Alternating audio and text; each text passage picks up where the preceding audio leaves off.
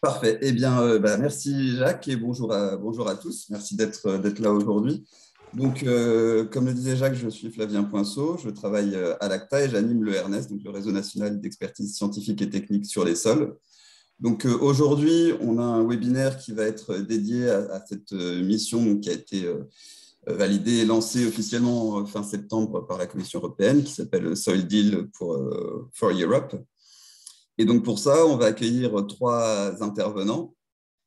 Donc, au départ, Marion Bardy du ministère de l'Agriculture et de l'Alimentation, le service des GER, donc recherche qui va nous nous présenter un petit peu le contexte de la mission, nous rappeler les grandes étapes. Et donc, elle est là aujourd'hui pour son statut de représentante française dans le groupe des États membres dédiés à la mission.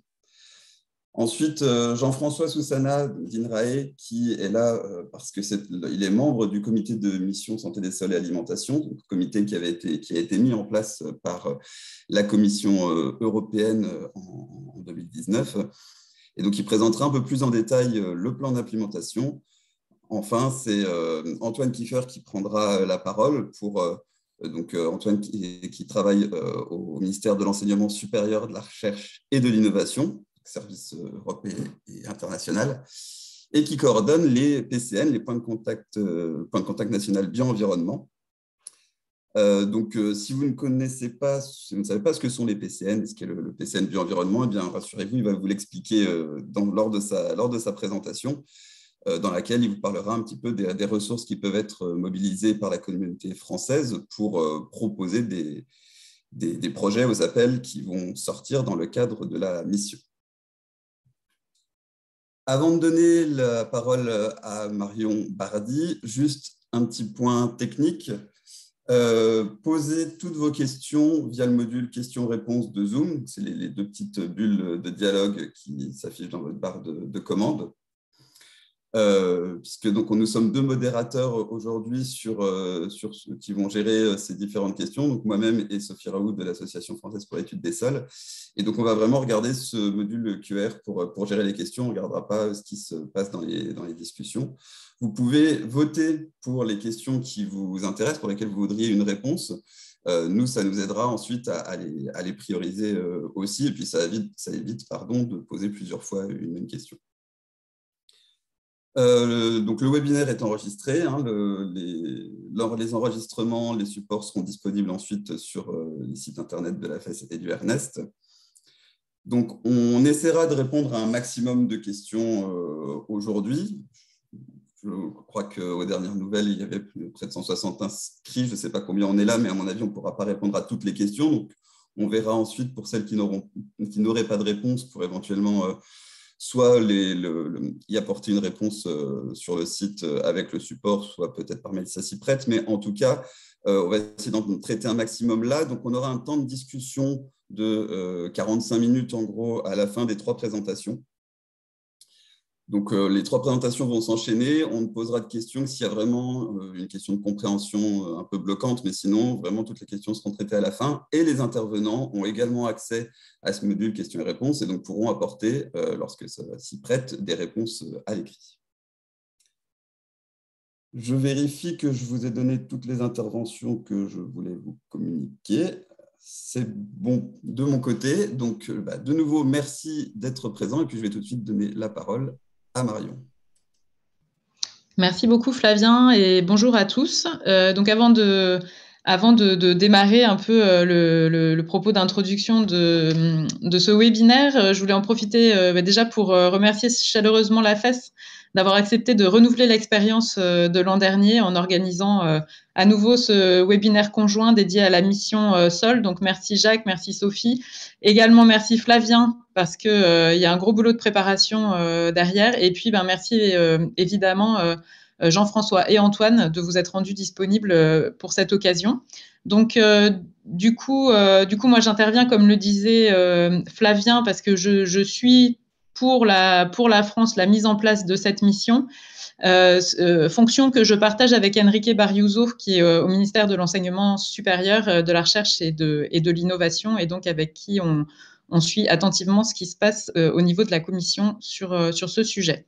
Donc, ce webinaire, comme je le disais, il fait suite au webinaire qui a eu lieu l'année dernière et donc qui fait l'objet de la diapo suivante. Donc, il y a un an, on avait d'ores et déjà mis en place un webinaire conjoint avec la FES pour, en fait, il nous paraît important de tenir au courant la communauté française autour des sols, de la mise en place de ce nouvel instrument qui est la mission santé des sols et alimentation.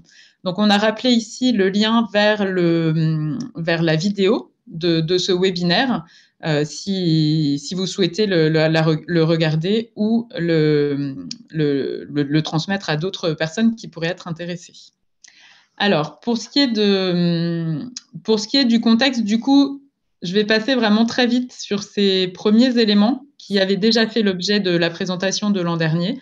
Donc, les missions, ce sont des nouveaux instruments mis en place dans le cadre d'Horizon Europe. Donc, Horizon Europe, c'est le programme cadre européen de recherche et d'innovation.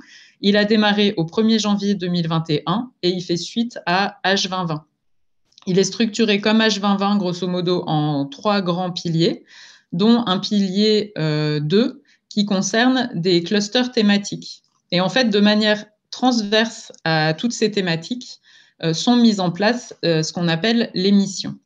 Donc, les missions, la diapo suivante rappelle le fait qu'il y a eu un rapport fondateur pour ces missions qui a été rédigé, commandé par la Commission européenne au professeur Mazzucato.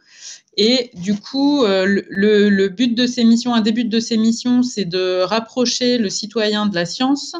Et donc, l'idée globale des missions, c'est de se fixer un objectif qui va parler à la société et de mettre en place un effort coordonné à l'échelle européenne pour atteindre cet objectif. Avec, du coup, ces missions, elles sont dans le cadre d'Horizon Europe parce que on estime que c'est des objectifs qui ne peuvent pas être atteints sans un effort important au niveau de la recherche et de l'innovation. Donc, dans le cadre d'Horizon Europe, 5 grands domaines de mission ont été définis, dont le domaine de mission santé des sols et alimentation. Ce qui signifie que là, en fait, on a 5 missions qui vont être mises en place. Donc là, je vais vous parler d'une de ces 5 missions. Alors, on a repris en fait la frise qu'on avait présentée la dernière fois et on l'a mise à jour pour tenir compte de l'année supplémentaire depuis le dernier webinaire. Donc, comme je vous le disais, c'était en 2018 qu'a été publié ce rapport Mazzucato. Là, on était en pleine négociation entre les États membres et la Commission européenne sur la base légale d'Horizon Europe. C'est dans ce cadre-là qu'ont été validés les 5 grands domaines de mission.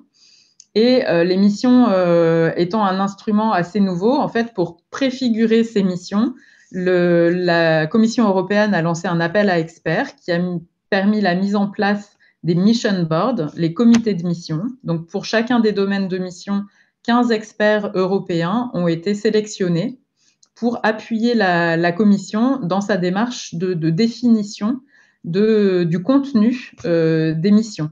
Donc, pour ce qui est du Mission Board associé à la mission Santé des sols et alimentation, Jean-François Soussana a été retenu comme expert au sein de ce Mission Board. Donc, le Mission Board a rendu en 2020 un rapport donnant sa vision sur ce que pouvait être la mission. Et en fait, au dernier webinaire, on s'était quitté sur le fait que fin 2020, la Commission européenne devait se prononcer sur le lancement des missions. Et finalement, ce n'est pas ce qui est arrivé. La Commission européenne a identifié qu'il lui manquait des éléments pour se prononcer. Et donc, elle a demandé à ses services, et pour la mission santé des sols et alimentation, elle a demandé à la DG Agri, qui assure le secrétariat de la mission, de lui proposer un plan d'implémentation. Donc, l'exercice a été fait pour chacun des 5 domaines de mission. Donc là, il y a eu un très, très gros travail sur le premier semestre 2021 qui a été réalisé pour finalement concrétiser le contenu du rapport qui avait été proposé par le Mission Board et pour arriver à convaincre finalement, in fine, la Commission européenne du bien fondé de lancer ces missions. Donc, au final, avant l'été 2021, le plan d'implémentation a été remis à la Commission par la DG Agri, qui a coordonné sa rédaction. Et en septembre dernier a eu lieu le lancement officiel de la mission, donc, qui a pour titre un pacte pour des sols sains en Europe. Et donc, ce lancement officiel a permis donc, la publication du plan d'implémentation. Et donc, Jean-François va revenir juste après sur le contenu de ce plan d'implémentation. Alors ensuite, pour vous donner une idée des prochaines étapes, donc on a eu ce lancement officiel à la fin de l'année. Une étape importante que je souhaitais mentionner parce qu'un appel à candidature devrait être publié au tout début de l'année 2022. Le Mission Board, donc le comité de mission, va être renouvelé suite à un mandat du précédent Mission Board qui a dû durer quasiment 2 ans. Donc, dans l'appel, en fait, figurera de manière assez détaillée, du coup, les profils des nouveaux experts qui seront recherchés pour constituer le Mission Board à venir. Mais donc, ça peut intéresser certains d'entre vous. Et puis, autre élément de calendrier important, en fait, donc les missions, comme je le disais, s'inscrivent dans le cadre d'Horizon Europe, et donc elles ont vocation à mobiliser une partie du budget d'Horizon Europe, et c'est une partie du budget qui est quand même relativement conséquente, puisque dans la base légale d'Horizon Europe, il est inscrit que les missions peuvent mobiliser jusqu'à 10% du budget du pilier 2 d'Horizon Europe. Donc, au total, sur l'ensemble des missions, ça pourrait représenter jusqu'à 5 milliards d'euros sur la durée de la programmation. Toujours est-il que on va en reparler, hein, mais donc il y a 2 jours, la Commission européenne a publié le programme de travail avec les nouveaux appels dédiés à la mission Sol pour des projets donc, qui seront à soumettre en début d'année prochaine. Et donc chaque année, dans la programmation Horizon Europe et donc dans les programmes de travail, seront publiés des appels à projets spécifiques à la mission santé des sols et alimentation. Et à côté de ça, il y aura également des appels à projets publiés dans le programme de travail plus classique avec les clusters thématiques, mais on pourra y revenir si vous le souhaitez. Alors, comme élément de contexte important à avoir en tête aussi pour cette mission, donc la mission Sol, comme je le disais, elle s'inscrit dans la programmation d'Horizon Europe, le programme cadre de recherche et d'innovation. Mais sa mise en œuvre est étroitement liée à 2 autres grandes dynamiques relatives au sol à l'échelle européenne. Donc, en fin d'année dernière, a été lancé le EU Soil Observatory, l'Observatoire européen des sols. Et en novembre cette année, a été publiée une stratégie thématique sur les sols. Et en fait, le document de la mission Sol fait référence à la stratégie thématique et à l'observatoire, etc. Et inversement. Donc, c'est vraiment 3 dynamiques qu'il est important qu'on arrive à suivre, enfin, en tout cas au niveau des ministères, hein, des États membres, qu'on arrive à suivre de manière coordonnée, parce que finalement, l'une ne va pas sans l'autre. Et par ailleurs, donc la mission Sol, elle va contribuer à un certain nombre ou s'articuler à un certain nombre de politiques majeures au niveau européen. Donc, elle va avoir des contributions dans le cadre du Pacte vert. Elle s'inscrit en complémentarité avec la politique agricole commune et elle va aussi s'inscrire en complémentarité avec d'autres instruments d'Horizon Europe. Par exemple, est en cours de préparation un partenariat sur les Living Labs en agroécologie qu'il faut construire en cohérence avec cette mission Sol et les instruments qui vont être mis en place dans la mission Sol.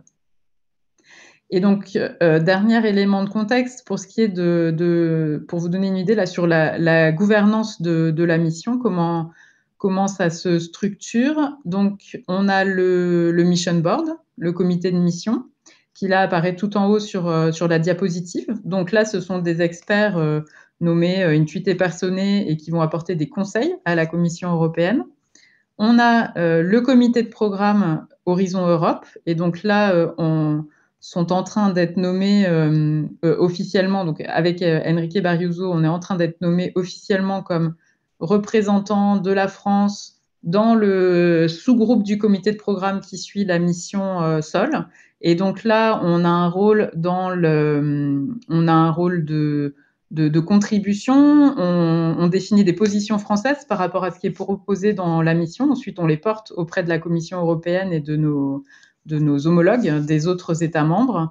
Et on est consulté sur la constitution et l'approbation, in fine, du programme de travail Horizon Europe. Donc, des appels à projets qui seront publiés dans le cadre d'Horizon Europe. Et puis, au niveau national, les différents ministères pilotent la politique de surveillance des sols, avec bien sûr le GIS-Sol qui est un élément clé de sa mise en œuvre, un certain nombre d'autres politiques qui ont des liens directs ou indirects avec les sols, et puis on met en œuvre des politiques européennes comme la PAC, etc. Et donc ça, c'est aussi des éléments très importants pour la mise en œuvre de la mission, puisque même si elle a une base importante, ancrée dans la recherche et l'innovation, en fait, comme on va le voir là dans le plan d'implémentation, elle ne pourra pas être mise en œuvre si d'autres politiques en lien avec les sols ne sont pas alignées avec ces objectifs. Et donc, en fait, c'est en conjuguant tous ces éléments qu'on peut arriver à une mise en œuvre de la mission. Donc, des éléments à l'échelle européenne, mais aussi des éléments à l'échelle nationale, voire à l'échelle régionale, qui doivent se combiner pour arriver à la mettre en œuvre. Je vais donc passer la parole à Jean-François Soussana qui va justement nous expliquer le contenu du plan d'implémentation de la mission. Merci à tous. Merci Marion, merci pour votre invitation et très heureux de partager avec vous sur l'avancement de cette mission. Donc, diapo suivante. Donc, commençons par les objectifs de la mission. En fait, par rapport à ce que vous aviez vu l'an dernier, les objectifs ont été, je dirais, reformulés avec cette ambition qui est celle d'une transition vers des sols sains à l'horizon 2030 et des laboratoires vivants, donc associant les parties prenantes, la recherche, des sites de démonstration pour conduire cette transition. Donc, je crois qu'on a très bien vu dans la présentation de Marion que c'était complémentaire de la stratégie sur les sols et puis de l'Observatoire sur les sols et aussi des autres politiques. Donc, si l'on revient aux objectifs spécifiques définis par la mission, ils sont au nombre de 8. Je crois qu'on peut les balayer rapidement tout de même, c'est-à-dire la désertification, les stocks de carbone du sol, les changements d'affectation et donc l'imperméabilisation des sols, le fait de réduire la pollution, de prévenir l'érosion, d'améliorer la structure, le rôle de l'Europe, surtout par sa consommation en termes d'empreinte sur la dégradation des sols dans d'autres régions du monde, et puis la question de l'éducation et de la connaissance des sols. Donc, ces différents objectifs ont été accompagnés d'indicateurs mesurables et disons que ces indicateurs font bien référence à la santé des sols, qui est vue comme une dimension qui intègre ces 8 objectifs. Il y a des cibles quantifiées qui ont été définies pour l'Europe, et ces cibles concernent l'ensemble des usages des sols. Diapo suivante. Donc, 4 axes élémentaires dans la mission. Le programme de recherche et d'innovation qui s'appuie sur des infrastructures de recherche, des plateformes de données et le développement des connaissances, avec l'idée d'appuyer finalement toutes les communautés d'utilisateurs, que ce soit dans le secteur public ou dans le secteur privé. Ensuite, on a beaucoup insisté finalement sur ces dimensions de co-création de connaissances et de transition grâce à des sites dans lesquels on peut avoir des démonstrations d'une part, mais aussi la mise au point partagée entre les chercheurs, les utilisateurs, par exemple les agriculteurs, hein, sur des solutions qui peuvent ensuite être déployées à plus grande échelle, et ceci en tenant compte évidemment de la diversité pédoclimatique et la diversité des usages et de la gestion des sols. Suivant. Donc les questions d'indicateurs, on est dans une situation où on a encore beaucoup de fragmentation dans les données, indicateurs et rapports sur les sols entre pays européens et au niveau européen, même s'il y a bien sûr des initiatives de la Commission dans ce domaine, comme Lucas. Donc, comment travailler pour avoir quelque chose de plus cohérent qui permette de mesurer les progrès qui seraient faits grâce à la mission et ceci alimentant l'Observatoire européen.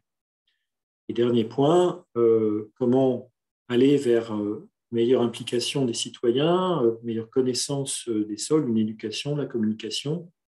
On peut aussi se demander s'il ne faudrait pas qu'il y ait des engagements finalement des différentes catégories d'acteurs au-delà du grand public et des engagements qui soient finalement un peu similaires à ce qu'on connaît sur le climat. Pourquoi est-ce que demain on n'aurait pas des engagements sur les sols?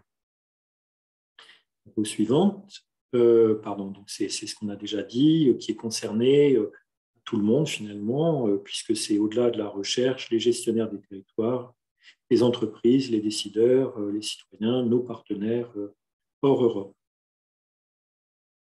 Voilà, donc on rentre maintenant dans le premier axe. On fait un bilan déjà des connaissances existantes et des manques. Donc, pour l'instant, ce bilan il est très imparfait. Il faudra le consolider. Il faut mieux structurer et développer des infrastructures de recherche qui, là aussi, sont tout de même assez fragmentées entre les pays. Et puis, développer les connaissances en lien avec les objectifs de la mission, avec en particulier des feuilles de route pour chaque objectif de la mission.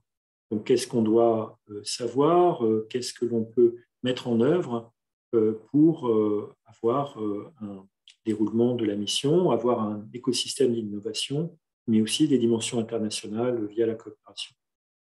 Donc, quelques thèmes ressortent, la biodiversité, par exemple, du sol, l'économie circulaire, le fait d'éviter les pollutions, de dépolluer, et la restauration des sols dégradés, et évidemment la question du carbone du sol, qui constitue aussi un indicateur de l'état des sols.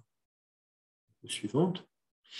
Voilà, donc on a cet objectif qui ressort beaucoup de co-création d'innovation locale pour améliorer la santé des sols.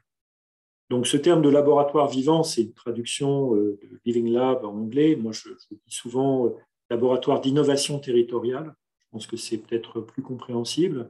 Autrement dit, il y a vraiment une dimension de travailler ensemble au sein d'un territoire pour développer des solutions. Alors, ces solutions, par exemple, elles pourraient être à l'échelle d'une exploitation agricole, mais elles peuvent être tout à fait à l'échelle d'une petite région, impliquer un ensemble d'acteurs, impliquer des recyclages de matières organiques, par exemple, ou bien un ensemble de coopérations entre acteurs pour améliorer la gestion des sols dans une petite région. Donc, il s'agit de créer une structure de soutien européenne pour ces laboratoires vivants ou laboratoires d'innovation territoriale.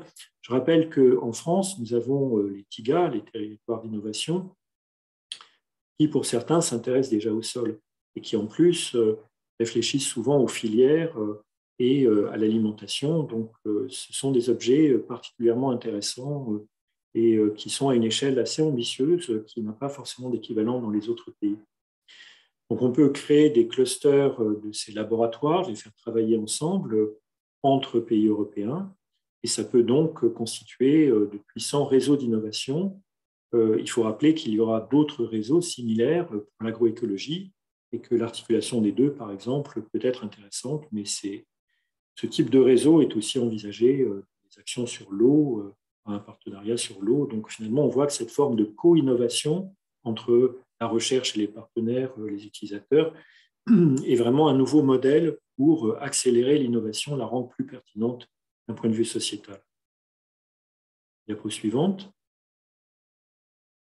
Donc voilà, donc on a commencé à donner ces définitions. Il s'agit de faire de l'innovation ouverte, de la co-création avec les usagers en situation réelle.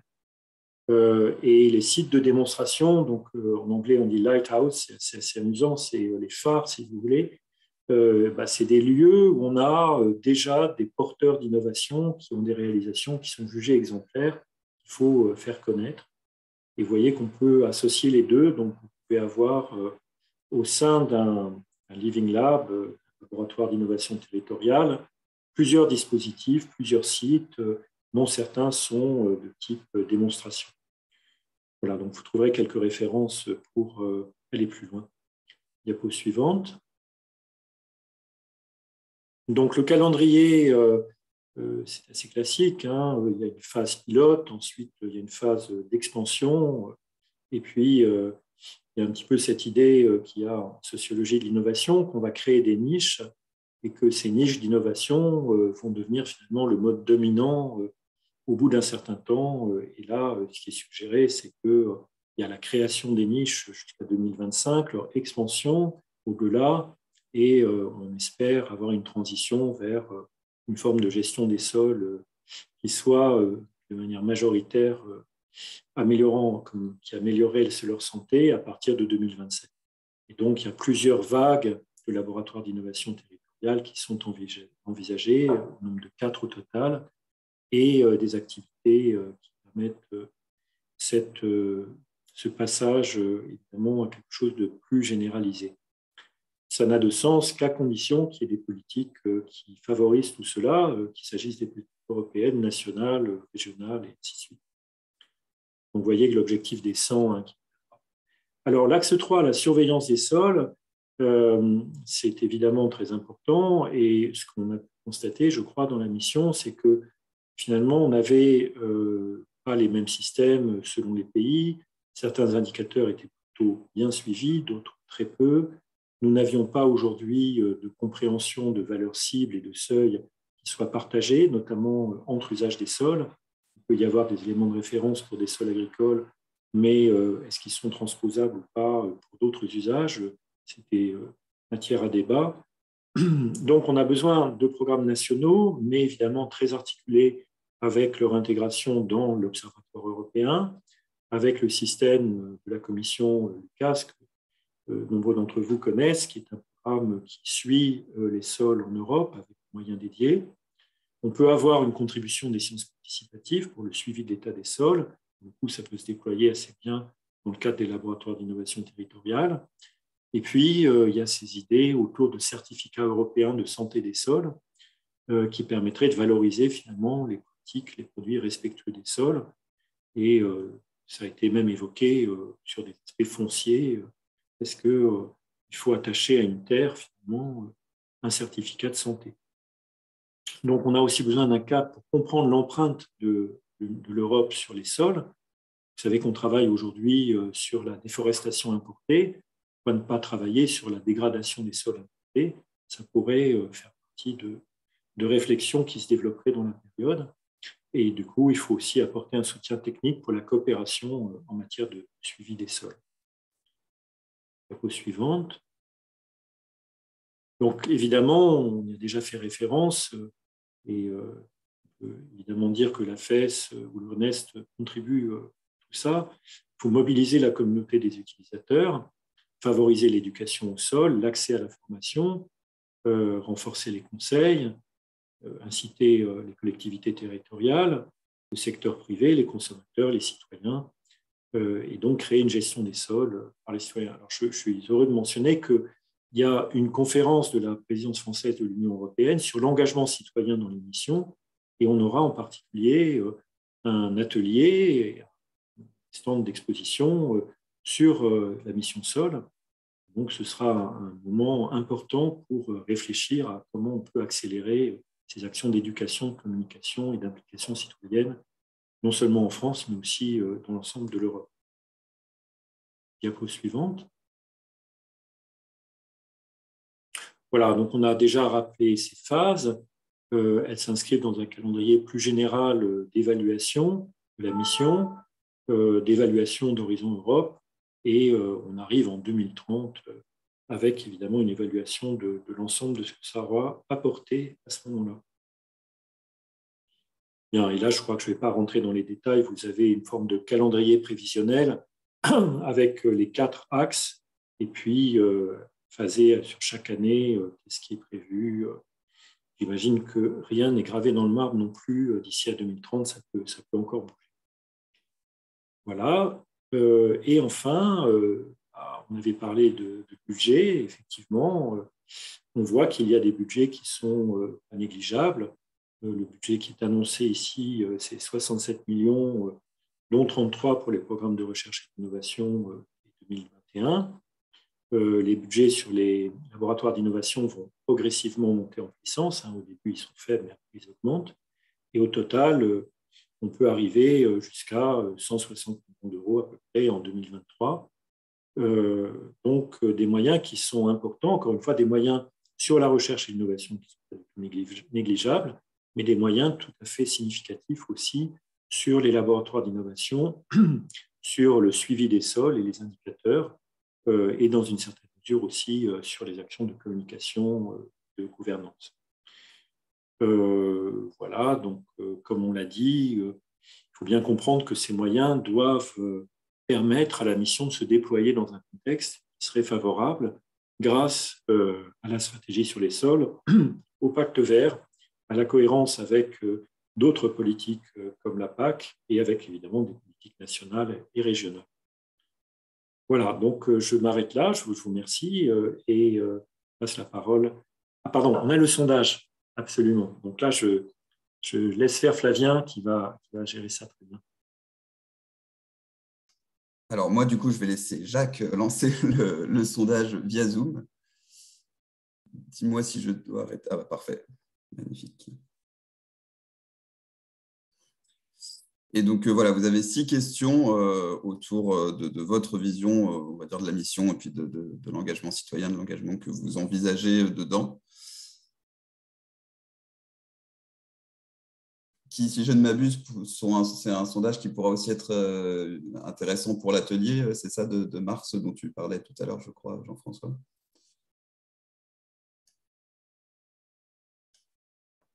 Tout à fait. Donc, je vous remercie particulièrement pour les réponses que vous apporterez parce qu'on se propose de les rapporter dans l'atelier de présidence française de l'Union européenne, de rapporter vos réponses et peut-être qu'on aura l'opportunité de diffuser ce questionnaire plus largement.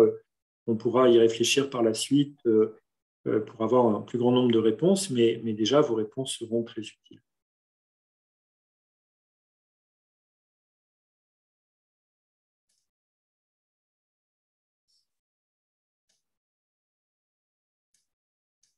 Alors, par contre, moi, personnellement, je ne vois pas le nombre de répondants ou les réponses s'afficher. Je ne sais pas si c'est normal, peut-être. Flavien, c'est normal, c'est moi qui reçois l'information. Ok, d'accord. Avance.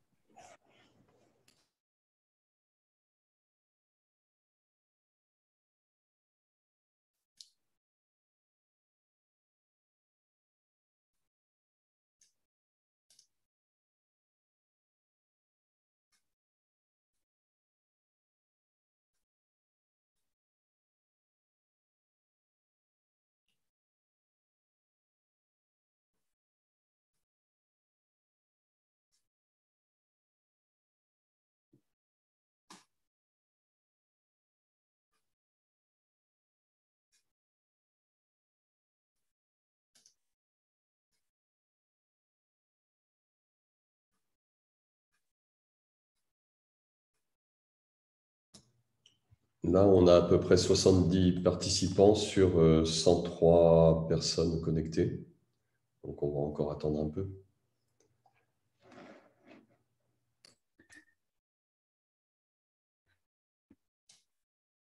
Peut-être que dans l'intervalle, je me permets, il y avait une question tout à l'heure d'Henri Robin sur le lien de la mission Sol avec les rapports stratégiques sur les infrastructures de recherche, les ESFRI. Est-ce que Marion ou Jean-François, vous avez une réponse sur cette question ? Je peux te dire un petit mot, puis Marion, certainement. En fait, ESFRI, c'est un panel qui labellise au niveau européen les infrastructures de recherche et donc il les inscrit ainsi dans une feuille de route européenne des infrastructures. Oui, c'est pertinent, évidemment, ESFRI, parce que lorsqu'il y a des infrastructures labellisées, ça encourage un développement harmonisé en Europe de ces infrastructures. Mais je pense qu'en matière de sol, on a d'autres infrastructures dans chaque pays qui ne sont pas forcément labellisées au niveau européen. En France, on a aussi une feuille de route nationale, mais enfin, la question que l'on aura, c'est de travailler avec ce qui existe dans chaque pays. Et évidemment, il faut que ce soit dans tous les pays européens. Voilà, donc cela pourrait encourager aussi cette mission que l'on ait une montée en puissance du sol dans la feuille de route européenne. Marion, hein. Oui, pour dire en complément que du coup, il y a des initiatives à la fois au niveau national, au niveau, dans le cadre du Ernest et au niveau européen, de recensement de ces infrastructures, alors qu'elles soient inscrites ou non sur des feuilles de route européennes, nationales ou quoi. On essaie de recenser de manière assez large les infrastructures qui pourraient être mobilisées dans le cadre de la mission sol. Aussi pour assurer une bonne information auprès de leurs porteurs sur les opportunités de mobilisation qu'il pourrait y avoir dans le cadre de la mission.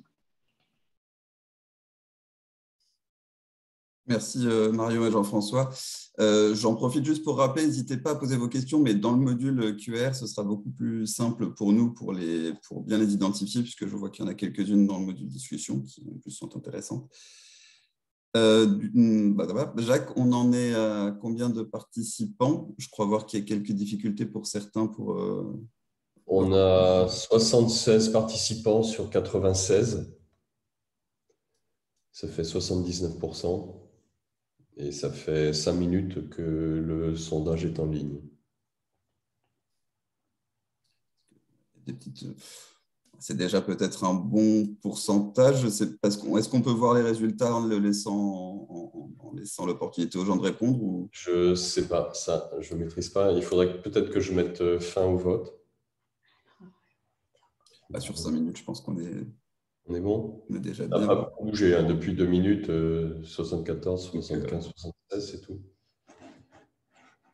Ouais. Bon, je pense qu'on peut effectivement regarder les premiers résultats. Jean-François, éventuellement, si ça t'inspire des commentaires, n'hésite pas.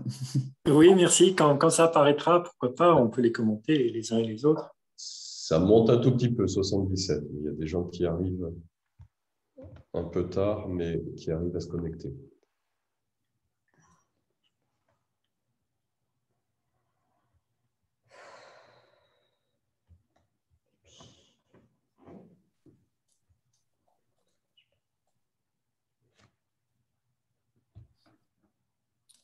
Bon, sinon, on peut prendre une dernière question avant de clôturer le sondage. Il y a une question sur ce qui a été un peu évoqué déjà, mais la façon dont les travaux vont alimenter l'élaboration du futur texte législatif qui a été annoncé pour 2023 dans le cadre de la stratégie sol.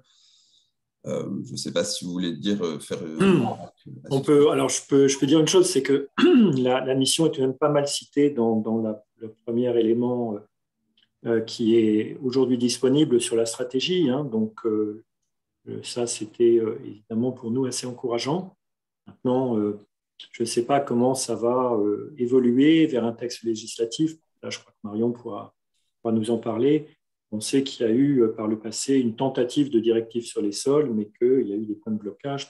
Donc, je ne sais pas si Marion, tu veux commenter. On peut espérer cette fois.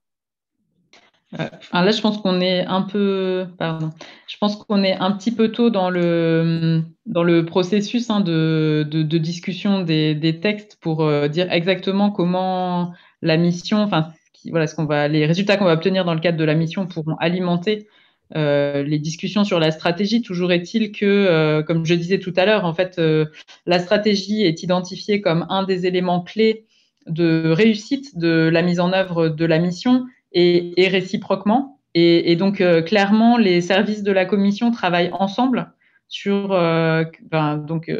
les services de la commission mobilisés sur l'un sont aussi mobilisés sur l'autre.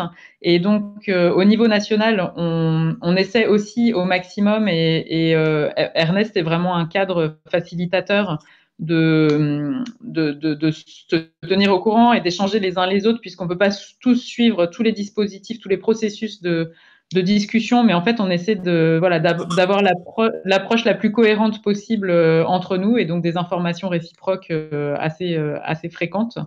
Et donc, l'idée, c'est bien que l'un alimente l'autre et réciproquement. Mais concrètement, comment ça va se traduire, c'est un petit peu tôt pour le dire.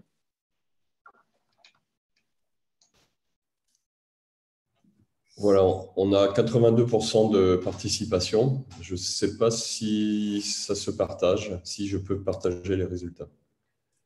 Oui, merci. Parfait. Donc là, il n'y a pas de commentaire. Je ne sais pas si tu as la main du coup sur la fenêtre, moi je peux la descendre. On peut passer à la question suivante. On voit simplement les participants pour le moment, hein. Est-ce que tu arrives à faire défiler ta barre de défilement sur le côté? En fait, je crois que chacun de vous peut consulter indépendamment les uns des autres cette fenêtre. Je ne sais pas, moi j'ai réussi à bouger quelque chose, mais je ne sais pas si... Est-ce que vous voyez la question 2? Oui. Voilà, c'est parfait.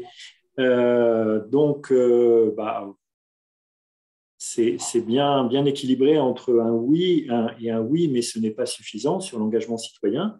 Donc, on a de ce point de vue, je pense, une dominante tout de même de ceux qui disent que ça n'est pas suffisant, mais c'est utile. La question 3, êtes-vous prêt à vous engager? C'est très, très encourageant. Il y a tout de même 70% des répondants qui disent qu'ils seraient prêts à s'engager. Bon, 27% ne se prononcent pas. Avez-vous défini la nature de votre engagement? Je comprends que ce ne soit pas évident. Et il y a tout de même 32% de participants qui indiquent qu'ils ont déjà défini cette nature. Alors, on ne voit plus les réponses. Est-ce que vous les voyez? Vous ne les voyez pas? Moi, je vois toujours la réponse à la question 5. Pensez-vous que la mission SOL modifiera votre activité dans les 5 ans à venir? Et pas la 4? Si, la 4 aussi, pardon. Ah, d'accord, ok, oui, c'est bien ça. Donc, oui, donc la nature de l'engagement, on en a parlé. Et enfin, la dernière question, pensez-vous que la mission SOL modifiera votre activité dans les 5 ans à venir? Eh bien, c'est tout de même très intéressant de voir qu'on a presque 60% de participants qui répondent oui. Voilà, donc je crois que ces réponses sont très intéressantes. Enfin, j'avoue qu'elles vont au-delà de ce que j'imaginais, disons, en termes d'impact finalement potentiel, hein, dans la perception des participants. Ok. Eh bien, parfait. On peut continuer alors pour la suite des interventions. Donc, je vais laisser la parole à Antoine. Antoine, est-ce que tu préfères prendre le contrôle ou on continue comme… Je pense que je vais prendre le contrôle. Attends, je vais essayer. Hop. Tac. Normalement, ça devrait être bon pour toi. Ok, c'est bon. Merci beaucoup Flavien pour l'organisation de l'événement et pour l'invitation. Et merci à Marion et Jean-François pour la présentation du contexte et du plan d'implémentation. Donc là, j'imagine qu'après ces 2 présentations très intéressantes, vous êtes beaucoup de personnes, comme on a pu le voir dans le questionnaire, intéressées par la mission et vous souhaitez voir si il y a des opportunités, comment vous pouvez concrètement vous impliquer dans la mission SOL. Et je pense que pour beaucoup d'entre vous, la mobilisation avec la mission SOL, ça passera par la participation ou le montage de projets dans le cadre du programme de travail spécifique à la mission SOL. Et dans ce cadre-là, vous vous demandez sûrement comment faire, quelles sont les ressources mobilisables pour comprendre ces appels, pour me faire aider, pour pouvoir monter un projet. Et donc voilà, le but de ma présentation, ça va être de vous expliquer quelles sont les ressources qui existent en France et en Europe pour la participation aux appels à projets, à l'appel à projet spécifique de la mission SOL, notamment pour 2022. Et je vais dire 2-3 mots à la fin sur le programme de travail 2022 qui alors, ne devait pas sortir jusqu'au 22 décembre, mais il est tombé par surprise. Donc maintenant, on a le droit de parler des appels 2022 et je vais vous en dire quelques mots rapidement, mais sans rentrer cependant dans le détail parce qu'on aura tout un webinaire dédié à ça en janvier de manière plus précise. Alors, tac. Alors déjà, donc moi, je suis Antoine Kieffer, je travaille au ministère de l'Enseignement supérieur, de la Recherche et de l'Innovation. Alors, je ne sais pas ce qui se passe, Flavien, avec les slides.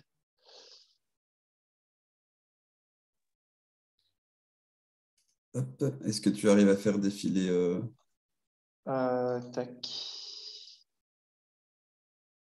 Alors, quand je clique, ça ne fait rien. Ah si, c'est bon. Avec les flèches, ça passe. Donc, je suis Antoine Kieffer, je travaille au ministère de l'Enseignement supérieur, de la Recherche et de l'Innovation. Et je suis ce qu'on appelle un point de contact national. Alors, je pense qu'il y a une partie d'entre vous qui sait ce que c'est un point de contact national ou PCN, d'autres ne savent pas. Donc, pour expliquer rapidement qui sont les points de contact nationaux et comment on peut vous aider. Donc, l'idée, c'est que en 2018, il y a un plan d'action national qui a été déployé parce qu'on a vu qu'il y avait du potentiel pour améliorer la participation française aux dispositifs européens et notamment au programme Horizon 2020 ou Horizon Europe. Et dans le cadre de ce plan d'action, pour aider les acteurs, pour aider les porteurs de projets à monter des projets de meilleure qualité, à mieux identifier où est-ce qu'ils peuvent participer et comment ils peuvent monter des projets, il y a eu l'idée de réformer ce qu'on appelle le réseau des points de contact nationaux. Donc, les points de contact nationaux, ce sont des personnes, ces personnes existent dans tous les pays de l'Union européenne, mais donc l'idée, ça va être que c'est des personnes que vous allez pouvoir venir voir en France pour leur poser des questions, pour leur demander des précisions sur les appels à projets, pour aider à trouver des partenariats, pour aider à trouver des projets dans lesquels s'impliquer, pour obtenir tout type de conseils. Et donc, à la base, sous Horizon 2020, ce n'était pas professionnalisé.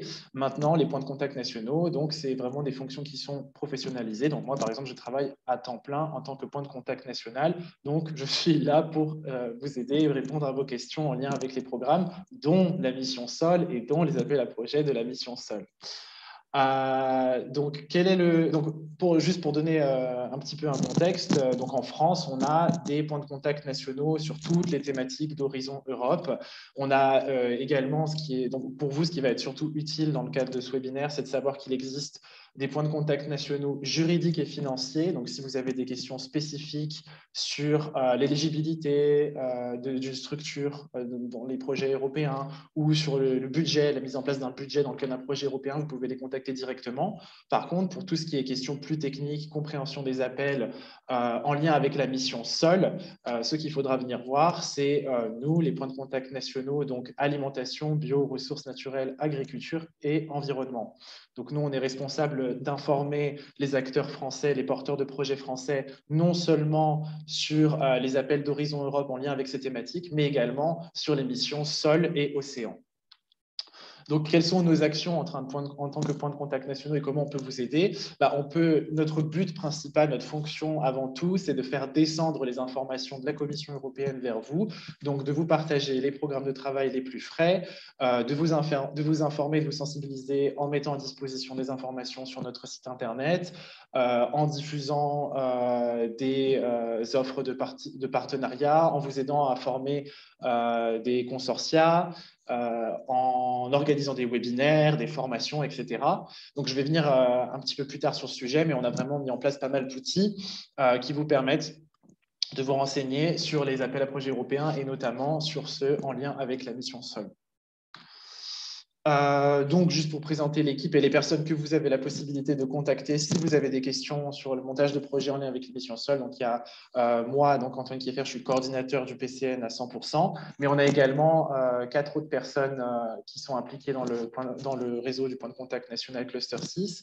On a Fatia de l'Université de Montpellier, Laura Seden du CNRS, Christina Casian du pôle EA Éco-entreprise et Vincent Massot de l'Université d'Angers. Donc, on a chacun un petit peu nos spécialités et on se complète pour répondre justement à vos questions. Et je précise également que le point de contact national travaille de concert avec ceux qu'on appelle les représentants au comité de programme, qui, eux, vont plutôt avoir pour but de représenter la France auprès de la Commission européenne en lien avec les programmes de travail. Donc, voilà, on travaille de concert avec eux. Donc, si vous souhaitez contacter les points de contact nationaux parce que vous avez une question par rapport à un appel à projet de la mission SOL, vous pouvez vous rendre directement sur le site qui se trouve, donc vous avez l'adresse en haut à droite, www.horizon-europe.gouv.fr, et sur le site, vous allez pouvoir trouver assez rapidement une page pour contacter les points de contact nationaux, où vous pouvez contacter soit nous directement dans le cluster 6 si vous avez une question en lien avec la compréhension des appels, soit le PCN juridique et financier si c'est plus des questions techniques, administratives ou en lien avec l'éligibilité de vos partenaires dans le cadre des projets. Donc ça, c'était juste pour présenter déjà le dispositif PCN. Et ensuite, je voulais également faire un petit point et un petit rappel de tous les éléments qui sont disponibles lorsque vous souhaitez monter un projet dans les différentes étapes de la construction de votre proposition.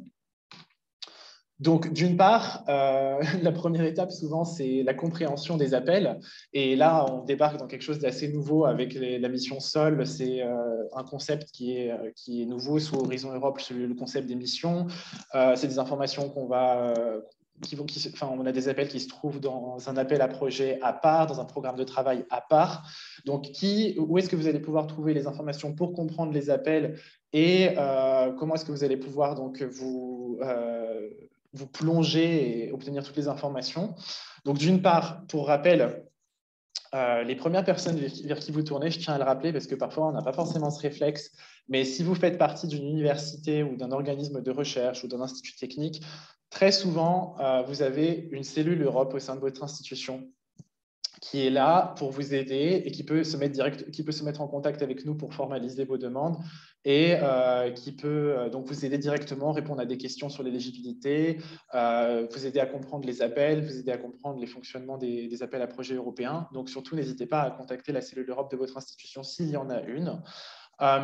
Pour comprendre le contenu des appels à projets et des appels notamment de la mission SOL, sachez que tous les détails officielles, en tout cas toutes les informations officielles en lien avec ces appels se trouvent sur le portail Funding and Tenders de la Commission européenne, où vous allez pouvoir retrouver tous les appels en lien avec les missions. Et vous pouvez aussi sinon consulter le programme de travail qui est disponible notamment sur le site internet horizoneurope.gouv.fr. Donc, ça, d'un point de vue européen, le portail Funding and Tenders, c'est votre portail de référence pour toutes les informations en lien avec les appels. Pour ce qui est des ressources françaises, on a beaucoup d'informations, beaucoup de vulgarisation et d'articles de fond sur le site horizoneurope.gouv.fr. Et si vous avez des questions plus spécifiques et que votre cellule Europe n'a pas pu vous aider, ben c'est possible de contacter directement le PCN Bio-Environnement, soit en envoyant un mail directement sur l'adresse qui se trouve à l'écran ou via le formulaire en ligne. Donc nous, on peut vous aider, on peut répondre à vos questions. Et si vous avez une question très spécifique, très technique, ou même nous, on n'a pas la réponse, on peut faire remonter la question à la Commission européenne et après une semaine et demie, en général, on obtient une réponse qu'on peut vous transmettre. Donc, en général, c'est très rare qu'une question que vous nous posez reste sans réponse, donc surtout, n'hésitez pas. Ensuite, question plus complexe, vous cherchez... Ah oui, non, avant de passer à la recherche de partenariat, donc oui, juste un petit rappel sur ce qui existe sur notre site internet.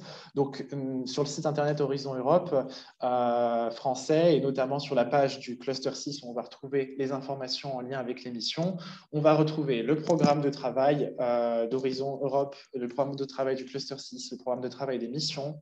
On va retrouver un article de fond sur la mission SOL et son plan d'implémentation. On va trouver des informations sur l'éligibilité, un certain nombre de webinaires. Donc surtout, si vous cherchez des informations, on a beaucoup de ressources et tous les webinaires que l'on organise sont enregistrés et disponibles sur le site internet. Voilà, donc surtout, n'hésitez pas. Donc ça, c'est la première étape pour ce qui est de la compréhension des appels. Ensuite, souvent, ce qui va se passer, c'est que vous allez essayer de monter un projet pour répondre à un appel et vous n'allez pas toujours savoir où aller identifier des partenaires, où aller identifier des consortia pour répondre à cet appel. Donc là, l'idée, c'est que, bien sûr, comme toujours, le premier endroit où vous pouvez regarder pour trouver des partenaires, c'est sur l'outil Partner Search du portail Funding and Tenders. Donc, tout comme pour tous les autres appels Horizon Europe, vous allez pouvoir trouver des partenaires pour les appels missions sur ce portail. Vous allez pouvoir les trier en fonction de leur thématique, en fonction du type d'institution que c'est, et pouvoir trouver des personnes que vous allez contacter ou solliciter pour participer dans un projet avec vous.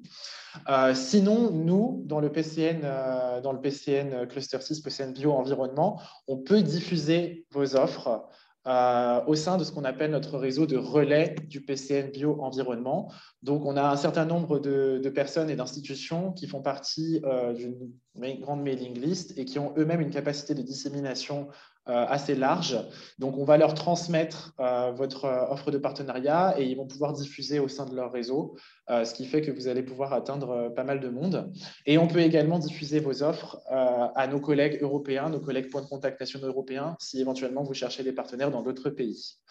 Enfin, on a énormément de chance en France d'avoir un réseau aussi solide que Ernest, où on a littéralement presque tous les acteurs qui sont impliqués sur la thématique des sols qui font partie du réseau Ernest. Donc, bien sûr, si vous m'envoyez ou si vous envoyez à Flavien votre recherche de partenariat, on va faire en sorte que ce soit diffusé également dans le sein du réseau Ernest.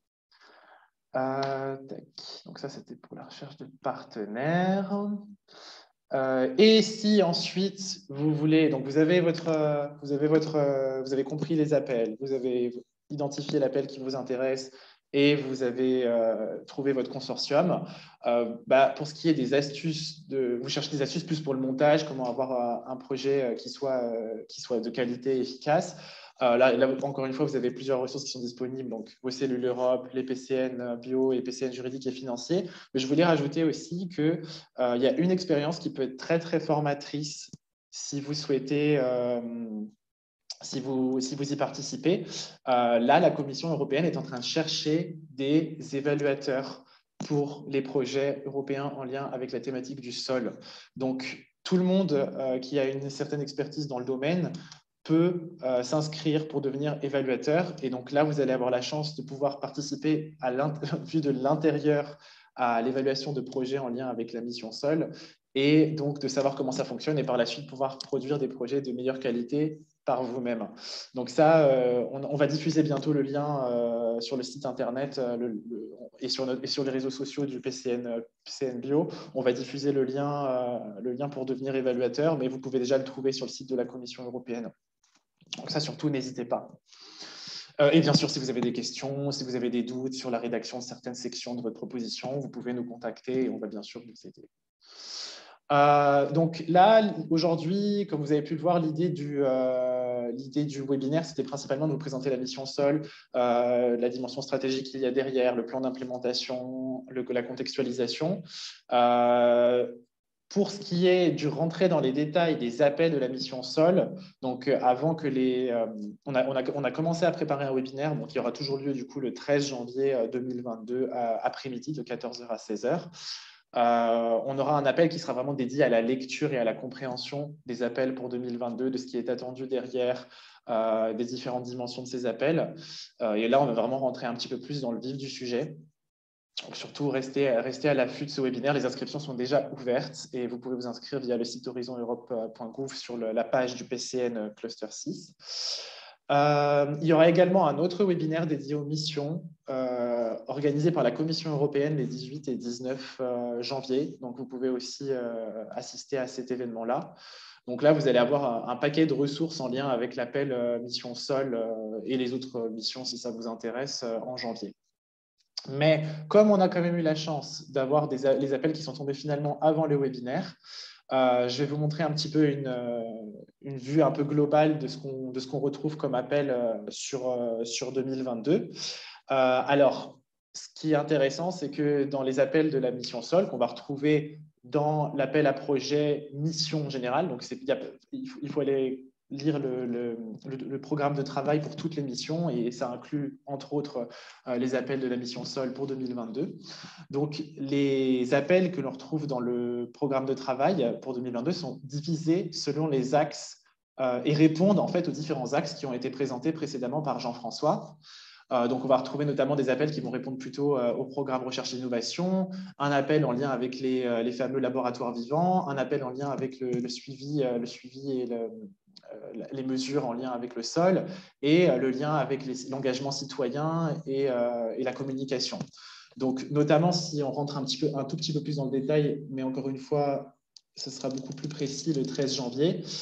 Pour ce qui est du programme de recherche et innovation, on va avoir donc notamment un appel de coordination, une action de coordination et de support. Donc, ce n'est pas un appel de recherche, mais vraiment un appel plutôt de soutien et de structuration qui va viser, parce que j'ai vu une question dans le chat par rapport aux fameuses feuilles de route.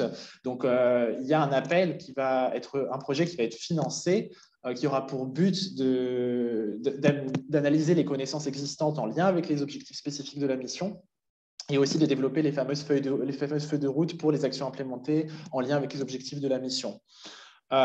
Et les trois autres actions, les trois autres projets financés, ce sera en lien avec plutôt de la recherche et d'innovation. Ce sera vraiment des actions de recherche et d'innovation.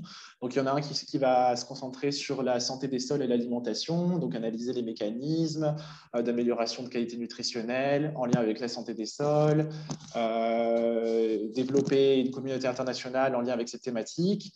Un autre appel qui se concentre un petit peu plus sur les liens entre les déterminants socio-économiques et culturels de la gestion et la dégradation des terres. Et un dernier qui va être plus business, avec notamment les incitations et modèles économiques pour favoriser, améliorer la santé des sols. Donc voilà, ça c'est les quatre appels qui vont répondre au volet programme de recherche et d'innovation. On va avoir une action de soutien, encore une fois, qui n'est pas un appel de recherche, mais vraiment un appel de soutien, de coordination et de support en lien avec les laboratoires vivants. Et donc là, le but de ce projet, ça va être de soutenir la mise en place et l'implémentation de ces fameuses communautés, de ces fameux laboratoires vivants en lien avec la santé des sols. D'organiser des activités, d'organiser du coaching, des sessions d'engagement national en lien avec ces fameux laboratoires vivants, sachant que, donc, comme a été expliqué par Marion un peu plus tôt, les laboratoires vivants, des actions plus précises en lien avec ces laboratoires vivants, ça va être à partir de 2023-2024. Là, on structure le concept, on structure l'activité de ces laboratoires vivants pour le moment. On a un appel à projet en lien avec les mesures et avec les indicateurs de la santé des sols. Donc ça, c'est en lien avec également, encore une fois, avec un des volets qu'a présenté Jean-François tout à l'heure. Donc là, l'idée, ça va être de développer un ensemble d'indicateurs partagés avec des valeurs cibles, des seuils, des contextes, en fonction des différents contextes pédoclimatiques, l'usage des sols, des systèmes de surveillance, etc., etc. Et enfin, le dernier volet, il se concentre sur l'engagement citoyen. Et on a un appel qui va se concentrer sur la mobilisation des municipalités et des régions pour pouvoir agir à échelle locale sur la restauration de la santé des sols. Donc ça, ce n'est pas un projet de recherche, c'est une action de soutien, donc de mise en réseau avec les municipalités et les régions. Et par contre, un projet de recherche sur la mise en place de la prochaine génération de conseillers et d'experts sur les sols. Donc voilà, ça ce sont les appels que vous allez avoir pour 2022, sachant qu'il faut les soumettre avant le 24 mars. Donc la deadline est assez short, mais il ne faut pas hésiter parce que justement, on a pu voir notamment, je tiens à rappeler que sur les appels Horizon Europe de 2021, il n'y a pas eu énormément de participation parce que les gens n'osaient pas forcément se lancer en se disant qu'ils n'allaient pas avoir le temps. Mais ce qui fait que les personnes qui se sont lancées, elles, ont de fortes chances d'être financées et sont soumises à une concurrence un petit peu moins rude. Donc là, comme ça démarre, il y aura peut-être un peu moins de projets soumis. Donc surtout, n'hésitez pas à participer si vous avez un projet en tête. Et puis, comme je dis toujours, de toute façon, même si ça ne passe pas sur les premiers appels, on peut toujours retravailler et c'est toujours une expérience gagnée pour des futurs appels à projets. Donc voilà, je pense que c'est ce que je voulais présenter sur la mission SOL, donc les opportunités là où chercher les informations si vous avez des questions, et quelques mots sur l'appel 2022, mais on aura un peu plus de détails, on rentrera plus dans le vif du sujet en janvier. Voilà.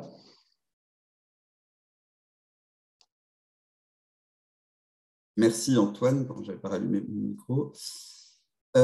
Alors, on va pouvoir passer à à la partie discussion. Alors, je ne sais pas si vous voyez ce que vous voyez à présent à l'écran, mais sinon, tous les intervenants peuvent peut-être allumer leur caméra pour cette partie questions-réponses. Alors, peut-être avant, il y a pas mal de questions, on va dire, techniques autour des indicateurs notamment, mais peut-être avant ça, parler un petit peu plus au niveau de l'engagement, parce que j'ai vu passer une question sur finalement, concrètement, un agriculteur, comment est-ce qu'il pourrait se positionner sur la mission? Est-ce que des fermes pédagogiques pourraient en faire partie? Ou la réhabilitation d'un terrain traditionnel à faire évoluer en terrain bio, etc. Enfin, voilà, concrètement, un agriculteur, comment est-ce qu'il pourrait s'engager? Donc, peut-être plus largement un citoyen ou un non-scientifique, on va dire, pourrait s'engager dans la mission.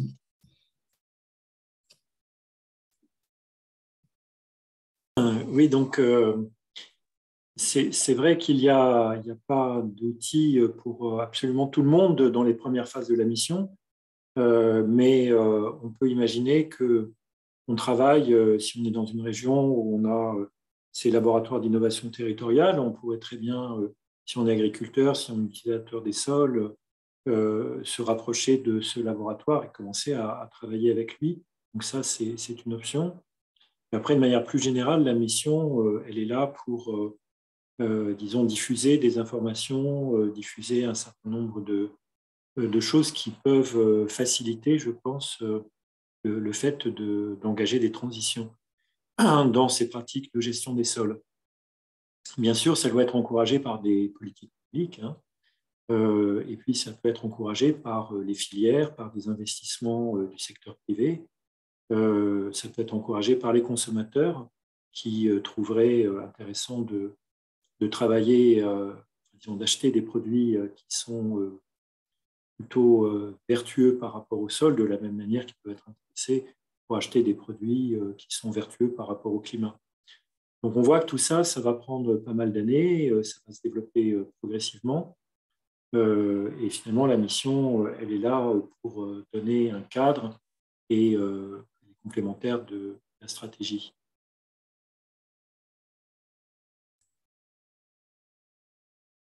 Micro coupé, Flavien.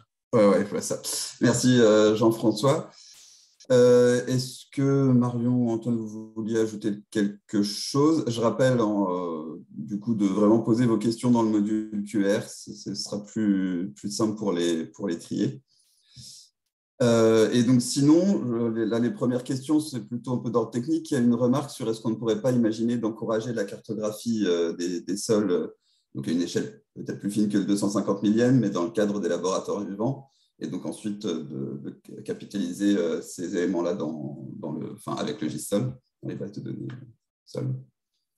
Et puis après, il y a des questions sur aussi les indicateurs, et notamment une question sur les indicateurs partagés. Est-ce que ça signifie qu'ils vont être homogénéisés au niveau, à l'échelle européenne? Ok, je me lance. Hein, je pense que Marion peut bien sûr aussi intervenir. Hein. Oui, moi je pense que c'est une très bonne idée, cette question d'avoir une cartographie améliorée pour des régions qui s'engageraient dans des laboratoires d'innovation territoriale. Ça va certainement dans le bon sens et ça pourrait être capitalisé effectivement au niveau national.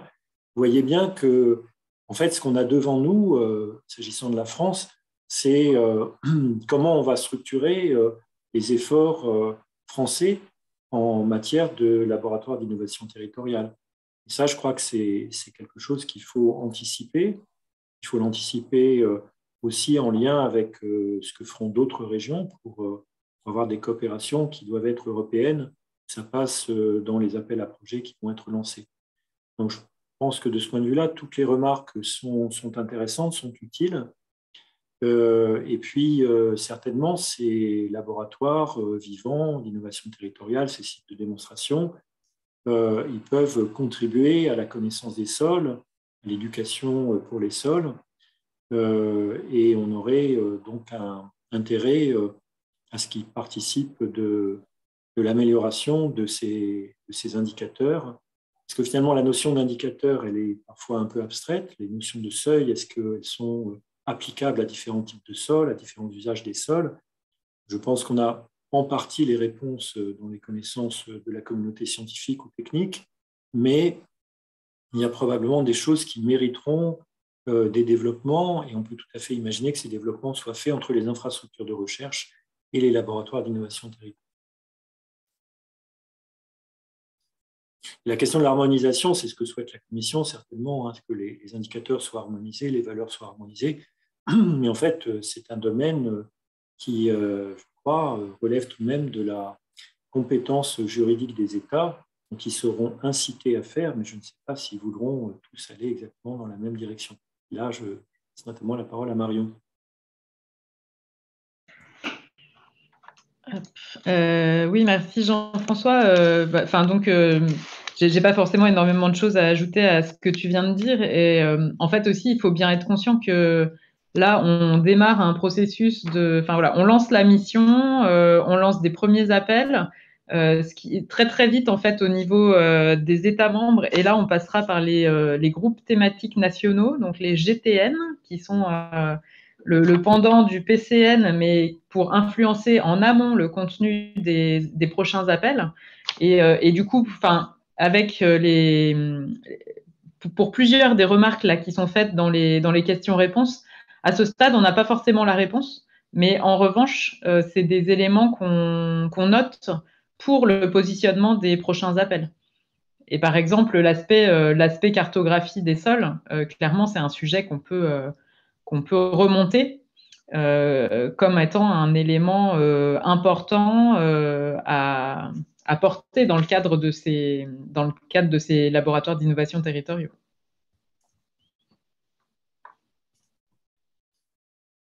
Merci Marion. Peut-être passer sur deux questions qui finalement se posent la question des interactions avec ce qui se fait par ailleurs. Une qui est plus sur, alors c'était spécifiquement sur les sols urbains qui ont été mentionnés, et donc les ponts, les passerelles ou actions transverses qui vont se faire avec d'autres missions, en particulier la mission Smart Cities. Et puis une plus généralement sur le fait que dans les thèmes des appels d'offres là, qui ont été cités, il y a des choses qui sont déjà présentes dans d'autres appels comme ce qui se fait dans le cadre de l'EJP Sol. Donc, quelles interactions et puis quelles spécificités peut-être du côté de la mission. Est-ce que vous avez quelques éléments à partager là-dessus? Peut-être Jean-François en premier. Le micro est coupé. Oui, pardon. Question plus sur les liens avec l'EJP Sol, c'est bien ça? Ou c'est peut-être plus large? Alors, j'ai un peu la question, c'était vraiment effectivement sur le lien et spécificité par rapport à l'EJP Soil. Oui, ok. Après, ça peut être, il y a d'autres. Oui. Alors, oui. Donc, sur l'EJP Sol, c'est un programme vraiment important, mais il est sur les sols agricoles. Donc, il est clair que là, la mission, elle est sur l'ensemble des sols. Et l'autre chose, c'est que l'EJP a déjà démarré, il va s'arrêter avant la fin de la mission.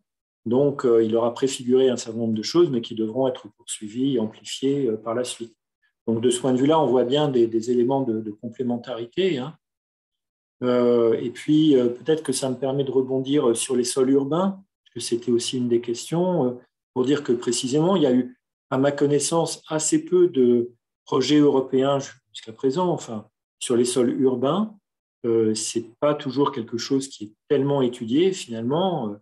Et évidemment, c'est important, c'est complexe, parce qu'il y a le périurbain, il y a ce qui est imperméabilisé, enfin, il y a beaucoup de dimensions. Hein. Et il y a une remarque là qui est très juste dans les questions, c'est de dire il y a là des complémentarités avec les autres missions, enfin, évidemment, la mission sur les villes durables. Donc, ce qu'on avait dit dans l'argumentaire qu'on avait fourni à la Commission, c'est qu'on avait l'impression que la mission Sol, elle était à certains égards très bien reliée aux autres missions. Si vous voulez, les océans, voilà, quand on gère mal les sols, on fait de l'eutrophisation des eaux et on pollue les océans. Le cancer, si on expose les populations à des contaminants issus des sols, ça peut créer des risques accrus. Et les villes durables, évidemment, les sols sont un des éléments. Enfin, voilà, donc sans rentrer dans absolument tous les détails, on voyait beaucoup d'interconnexions. Je ne sais pas très bien moi-même comment les différentes missions vont pouvoir travailler ensemble. Je pense que la Commission y pense certainement. Est-ce qu'on aura… il semblerait que pour le moment, le développement dans le cadre, disons, de Horizon Europe soit segmenté, qu'il n'y ait pas d'appel à projet intermission, mais peut-être que ça viendra plus tard. Hein. Après tout, ce serait assez logique.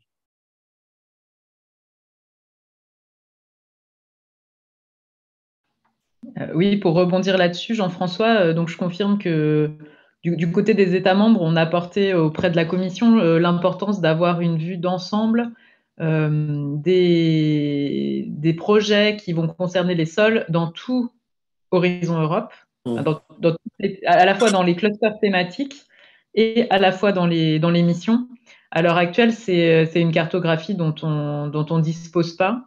Mais clairement, ça fait partie de nos préoccupations. Et en fait, dans les réflexions qu'on souhaitait avoir au niveau du GTN, donc là, l'instance de concertation au niveau national qui prépare les propositions françaises pour les futurs programmes de travail, on comptait inviter les représentants au comité de programme impliqués dans le suivi des autres missions, justement, pour essayer de faire ces connexions déjà au niveau national et de se faire un peu cette vue d'ensemble. Donc là, c'est aussi une démarche qu'on va initier et qu'on n'a pas encore explorée au bout, quoi. On n'est pas au bout. Merci Marion. Sur les Living Labs, peut-être qu'il y a des précisions sur la façon dont cet objectif de 100 Living Labs va être organisé, puisque ça fait finalement 100 Living Labs divisé en 27 pays. Qu'est-ce qui est attendu comme configuration? Et peut-être répondre dans la foulée à une autre question qui est est-ce que les Living Labs ou les Lighthouse sont censés être des projets qui sont développés a priori, des projets qui sont menés dans le cadre de la mission, peut-être les deux. Voilà. Oui, c'est ça. Donc, alors, il y avait aussi la question de la durée de financement.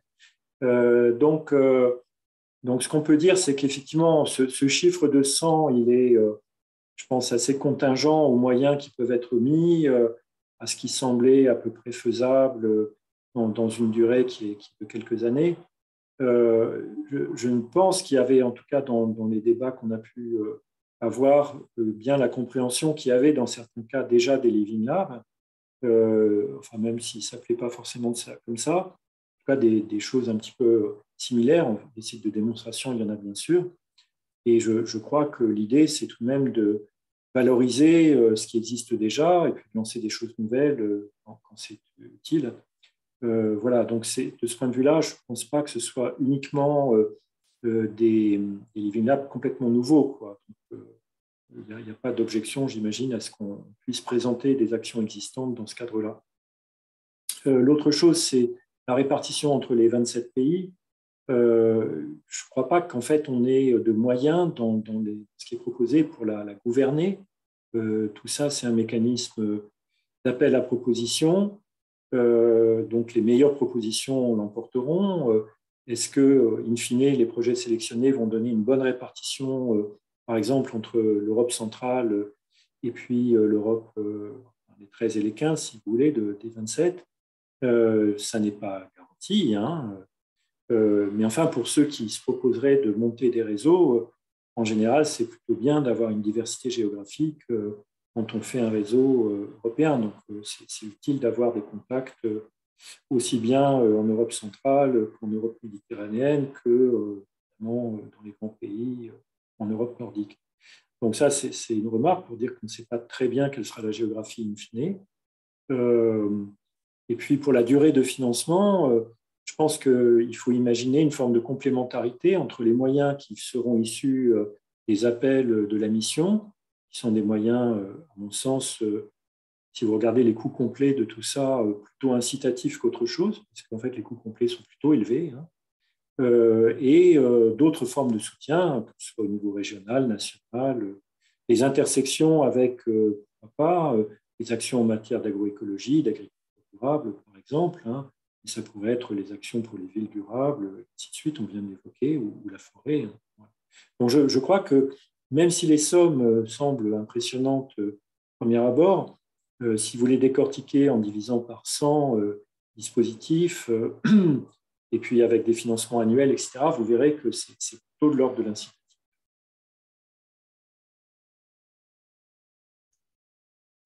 Merci Jean-François.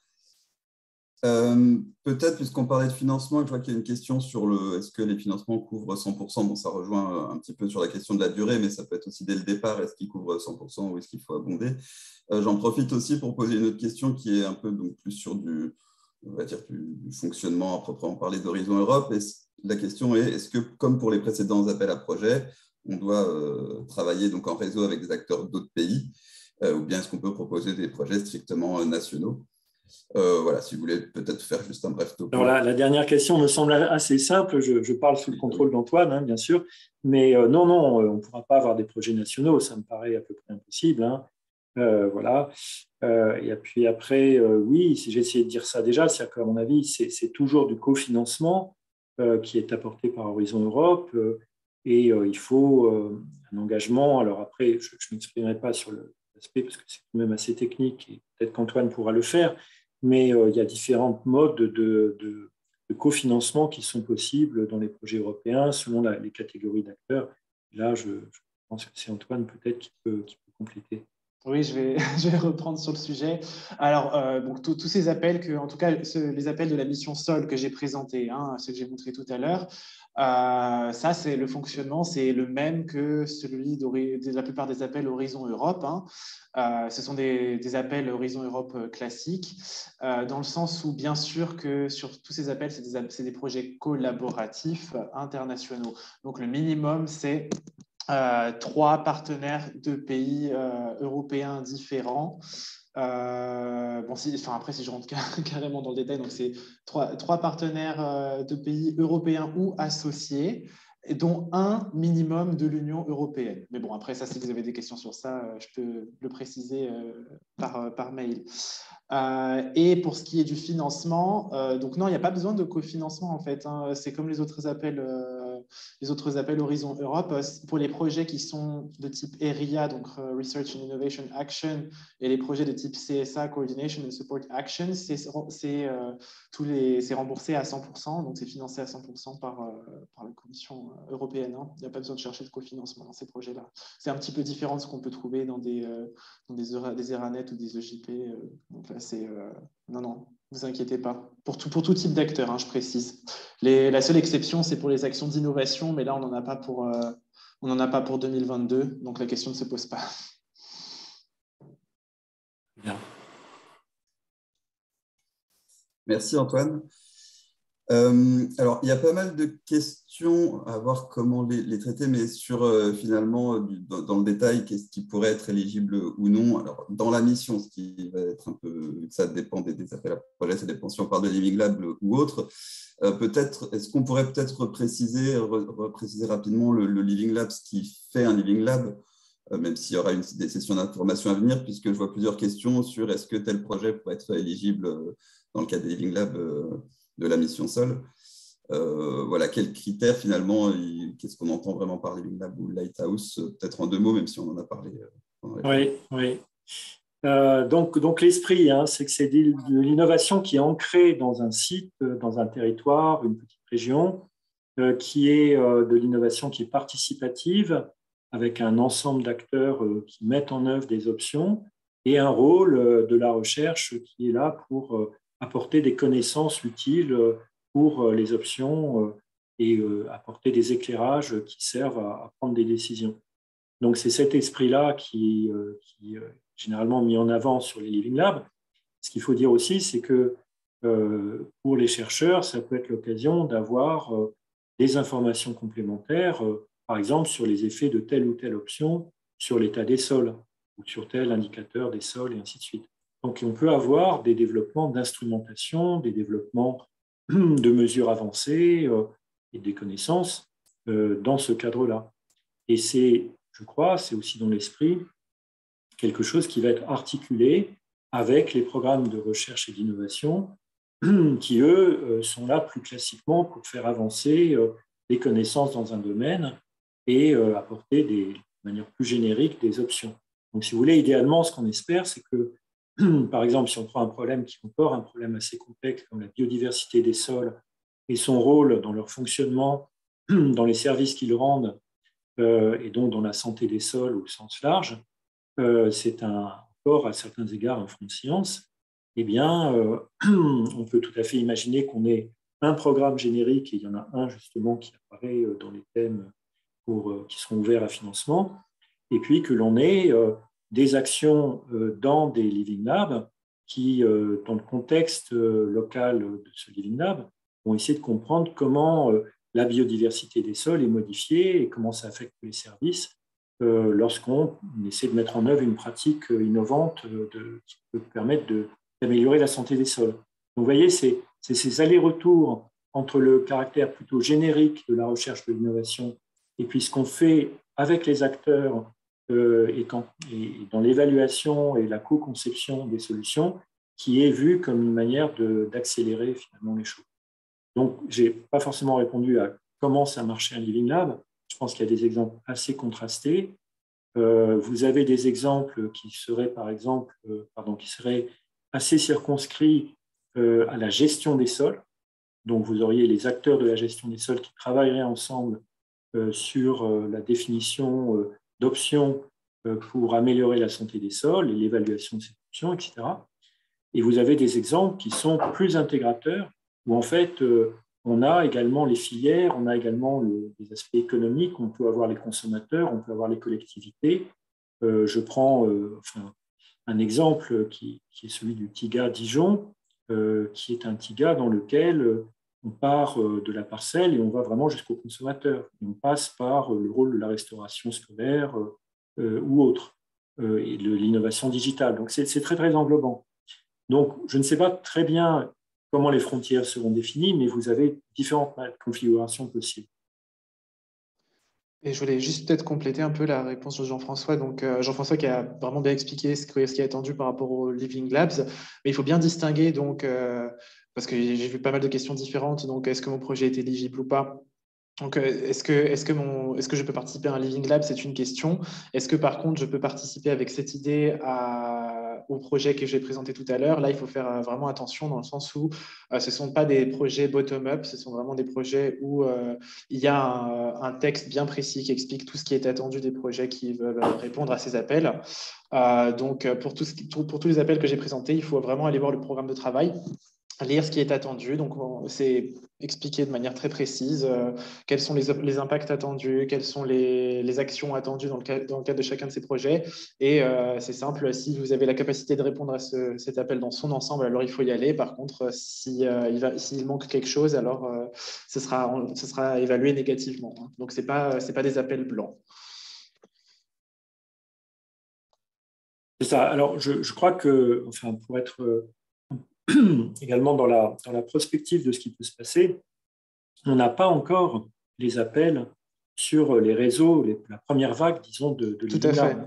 Ça va venir après. Donc, en fait, aujourd'hui, enfin 2021 en tout cas, on aura comme option uniquement de déposer des projets qui soit conceptualisent un peu les Living Labs, expliquent comment ça va marcher, les exemples, etc., préfigurent, soit des projets de recherche et d'innovation.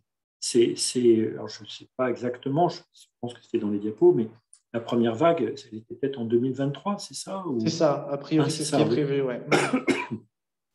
Donc, pour tous ceux qui se sentent associés, pardon, je te passe la parole, mais tous ceux qui se sentent associés à des Living Labs, eh bien, préparez-vous, mais vous avez un peu de temps devant vous. En fait, vous verrez parmi les appels à projets là, qui sortent, il y a un appel à projet qui a été inscrit pour que de manière large, ce concept de Living Lab puisse diffuser au niveau européen de manière large et harmonisée pour les différents États membres. Donc, en fait, à ce stade, la Commission voulait vraiment qu'au préalable, il y ait bien cette appropriation de tous, par tous, de ce que c'est un Living Lab et puis qu'il y ait aussi cette construction finalement de qu'est-ce que c'est un Living Lab dédié à la santé des sols. parce que c'est pas forcément évident d'emblée.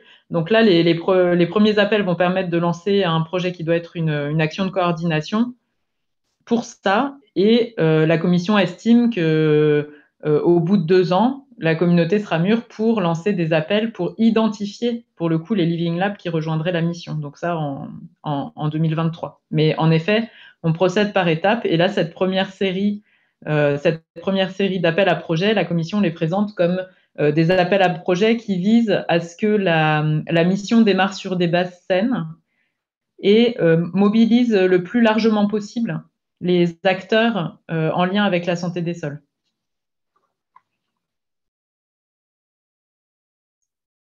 Merci Marion.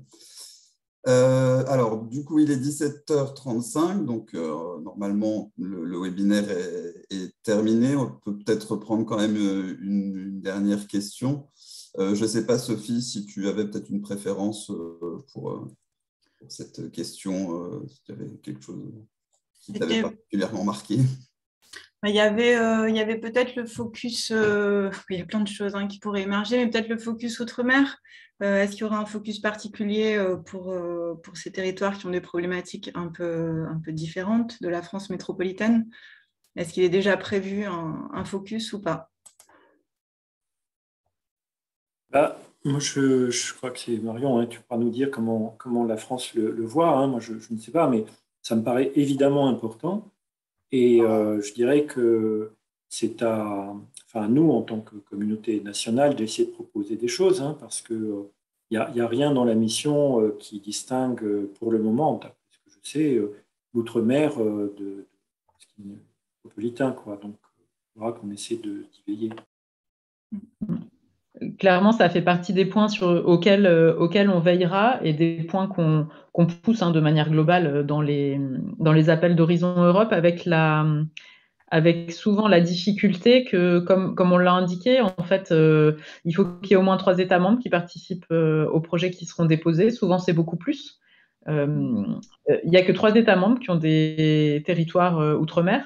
Donc, ça implique aussi... Alors, si on veut déposer un projet spécifique sur les Outre-mer, ça nécessite de se connecter avec les équipes qui travaillent sur des territoires Outre-mer dans les autres États membres, en particulier ceux qui en ont.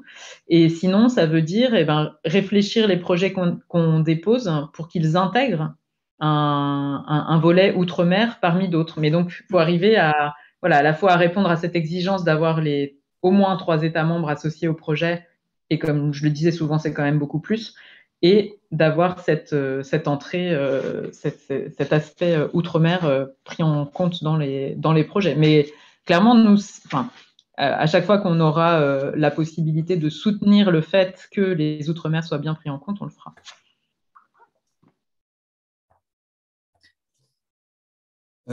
Alors, bon, j'avais dit dernière, mais peut-être juste parce qu'il y en a plusieurs qui sont apparus en cours de...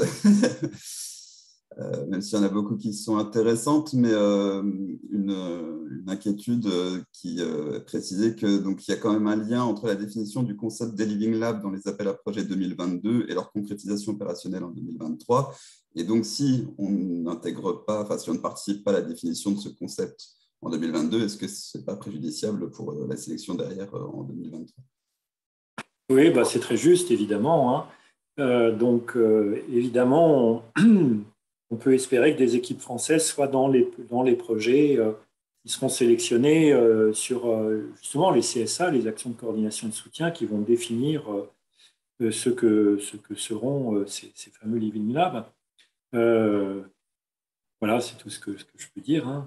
Je vais juste rajouter aussi sur ce sujet, alors je l'ai un petit peu dit tout à l'heure, mais en général, ces projets qui sont des actions de coordination de support un peu stratégiques font peur et il n'y a pas énormément de soumissions sur ces lignes-là. Donc, si des acteurs français ont la possibilité de se positionner dessus et de soumettre un projet, je pense qu'il y aura une belle chance de pouvoir passer si le projet est solide. Et en général, on a du mal à mobiliser, l'Europe a du mal à mobiliser les acteurs et les porteurs de projets sur ces lignes d'appel parce que les gens se disent « Oh, je n'ai pas nécessairement les compétences, etc. » alors que ça peut être Ça peut être des projets super intéressants et qui ont un grand rôle pour définir notamment la définition de notions pour la suite de l'implémentation de la mission, quoi. Donc, moi, j'encourage tous les acteurs français qui auraient des réflexions ou des compétences sur ce sujet à y aller franchement. Et voilà, je vous dis qu'il y aura peut-être un peu plus de chance sur ce type de ligne-là que sur les appels ERIA. Même s'il faut aller aussi sur les ERIA quand même. Enfin, du coup, j'adhère à ce que mes collègues viennent de dire et pour rebondir aussi sur ce qu'Antonio Bispo a inscrit dans le chat, en fait, c'est des réflexions qui ont déjà été initiées. Donc, il y a des équipes françaises dans ces réflexions. En fait, la commission avait anticipé dans le work programme précédent le lancement d'un appel pour une action de coordination donc, qui s'appelle SMS, Soil Mission Support, à laquelle INRAE participe. Et parmi les actions en cours, il y a justement une réflexion sur ce qui est attendu d'un Living Lab sur la santé des sols. Donc, c'est aussi par là une incitation à regarder ce qui est issu des projets en cours, puisque eux aussi vont fortement contribuer à définir ce qui se passera pour la suite. Et du coup, autour de la mission et des sols, clairement, il y a pas mal d'initiatives en cours, que ce soit avec le JP Sol, avec cette CSA, SMS et d'autres projets. Et du coup, je pense que collectivement, il faut qu'on arrive à voir si on peut donner un peu de lisibilité sur ce paysage. Un prochain webinaire. D'ailleurs, s'il y a des volontaires. Eh bien, merci beaucoup. On pourrait encore y passer, je pense, du temps, mais on va essayer de respecter quand même l'heure qu'on s'était à peu près fixée. Je vais juste vous laisser l'opportunité à nos trois intervenants, puis aux co-organisateurs, si jamais l'un de vous veut rajouter quelque chose. Je me permets juste une petite réflexion technique. On pourra potentiellement refaire le sondage a posteriori, le relancer a posteriori, parce que je pense qu'il y a un certain nombre de personnes qui n'avaient pas compris que toutes les questions étaient d'affilée. Donc, on le refera avec le bilan du webinaire pour être sûr d'être bien représentatif. Voilà. Excellent. Oui, moi, je ne sais pas quoi dire, mais je pense qu'on est sur une montée en puissance extraordinaire. Et c'est vraiment une opportunité pour la communauté sol, une communauté qui n'a pas toujours été tellement reconnue, hein, disons-le. Et là, il semble qu'on rentre vraiment dans une forme de décennie sur les sols. Donc voilà, bon courage à tout le monde. Et je pense qu'on aura des occasions d'en reparler. Merci Jean-François sur ces bonnes paroles. Du coup, je pense qu'on va pouvoir clôturer. Merci à tout le monde d'avoir participé pour vos questions. On essaiera d'apporter donc les compléments d'information aux questions qui n'ont pas été traitées en direct, mais sur le site internet, donc avec le support. Et sinon, on espère que vous avez eu quand même quelques réponses à vos interrogations. Et bonne soirée à tout le monde et de bonnes fêtes de fin d'année. Merci, bonne fête à tout le monde. Au revoir. Merci, au revoir et bonne fête. Merci, au revoir. À bientôt. Au revoir. Au revoir.